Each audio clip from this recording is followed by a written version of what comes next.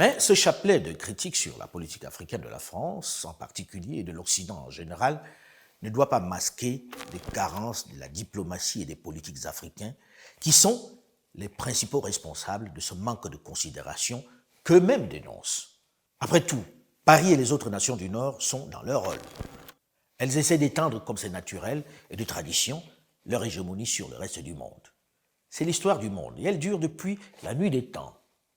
Mais que font nos responsables pour défendre leur territoire?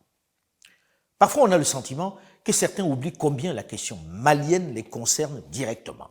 Lorsqu'on sait la taille, l'ampleur de la menace, lorsqu'on imagine que le Mali est la seule digue qui reste avant l'invasion des barbares, lorsque l'on imagine à quelle vitesse ces 7 voisins seraient aussitôt impactés, que leur existence en tant qu'État serait directement menacée, on s'interroge de savoir pourquoi leur réaction est aussi lente, voire inexistante. On se demande pourquoi ils attendent que les autres prennent le lead dans cette bataille.